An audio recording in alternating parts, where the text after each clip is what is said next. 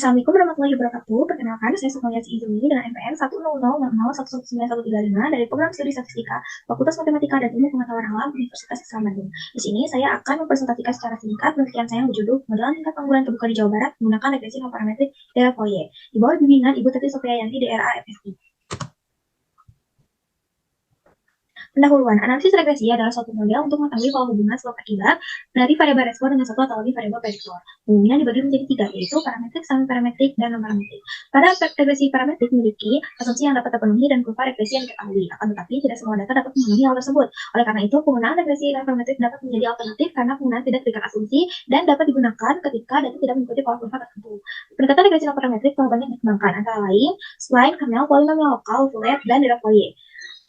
Salah satu yang sudah banyak digunakan untuk melakukan estimasi terhadap kurva regresi yaitu regresi non parametrik De Fourier. Karena De Fourier memiliki kelebihan yaitu mampu mengatasi sebaran data dengan trigonometri. Dalam hal ini dinyatakan sinus atau kosinus. Badan Pusat Statistik melaporkan tingkat pengangguran terbuka Provinsi Jawa Barat menjadi provinsi dengan PPT tertinggi yakni per Agustus 2022 sebesar 8,31% dengan total 2,13 juta jiwa. Menurut Kepala Dinas Tenaga Kerja dan Transmigrasi Jawa Barat, PPT Jawa Barat menjadi penurunan tertinggi kedua tingkat nasional. Tetapi penurunan tidak dapat bergerak secepat provinsi lain. Pasalnya Jawa Barat menjadi tujuan para pencari kerja sehingga sangat kompetitif antara para pencari kerja di luar provinsi dengan warga lokal. Di sisi lain, tingkat partisipasi angkatan kerja naik 1,20% dari 64,95% menjadi 66,15%. Artinya, penduduk pekerja per Agustus 2022 naik sebanyak 1,14 juta jiwa dari Agustus 2021. Berdasarkan latar belakang yang telah diuraikan, diperoleh rumusan masalah berdasarkan tingkat pengangguran terbuka di Jawa Barat, sehingga yang akan dilakukan penelitian ini bertujuan untuk memodelkan tingkat pengangguran terbuka menggunakan regresi non parametrik De Fourier untuk memperoleh model terbaik dan manfaat yang berkesinambungan. Metodologi penelitian, data penelitian menggunakan data sekunder yang diperoleh dari Badan Pusat Statistik Provinsi Jawa Barat tahun 2022. Data yang digunakan itu data tingkat pengangguran terbuka dan data kota-kota yang diduga mempengaruhinya berdasarkan unit observasi sebanyak 27 kabupaten atau kota di Jawa Barat. Sebagai berikut. Tahapan analisis yang dilakukan sebagai berikut. Kemudian diperoleh statistik deskriptif, yaitu tingkat pengangguran terbuka, presentasi penduduk miskin, angka partisipasi kasar, indeks pembangunan manusia, tingkat partisipasi angkatan kerja, dia peroleh rata-ratanya lebih besar daripada standar deviasi. Artinya, data memiliki sebaran data yang baik, sedangkan kepadatan penduduk memiliki standar deviasi lebih besar. Artinya, data memiliki sebaran data lebih bervariasi. Pola hubungan tingkat pengangguran terbuka dengan faktor-faktor yang diduga mempengaruhinya menunjukkan dari hasil scatter plot kurva yang tidak mengikuti pola hubungan tertentu, sehingga diduga model regresi non parametrik yang digunakan untuk menganalisis hubungan variabel-variabel tersebut dapat dilakukan.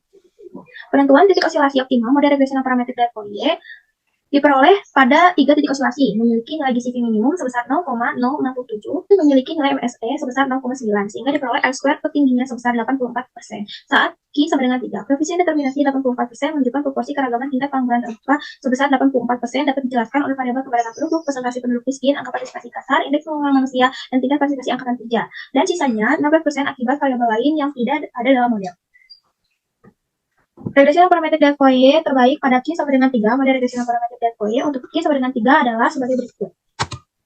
Interpretasi model regresi non parametrik De Fourier diperoleh model taksiran regresi non parametrik De Fourier PPT di Jawa Barat saat I sama dengan 3 sebagai berikut. Berdasarkan persamaan model taksiran regresi non parametrik De Fourier diketahui bahwa nilai koefisien regresi X1 kepadatan penduduk sebesar negatif 0,0001, artinya jika kepadatan penduduk meningkat sebesar 1 jiwa per kilometer kuadrat, maka tingkat pengangguran terbuka akan menurun sebesar 0,0001%. Nilai koefisien regresi X2 presentasi penduduk miskin sebesar 0,18, artinya jika presentasi penduduk miskin meningkat sebesar 1%, maka TPT akan meningkat sebesar 0,18%. Nilai koefisien regresi X3, angka partisipasi kasar sebesar negatif 0,08, artinya jika APK meningkat sebesar 1%, maka TPT akan menurun sebesar 0,08%. Nilai koefisien regresi X4, IPM sebesar 0,44, artinya jika IPM meningkat sebesar 1%, maka TPT akan meningkat sebesar 0,44%.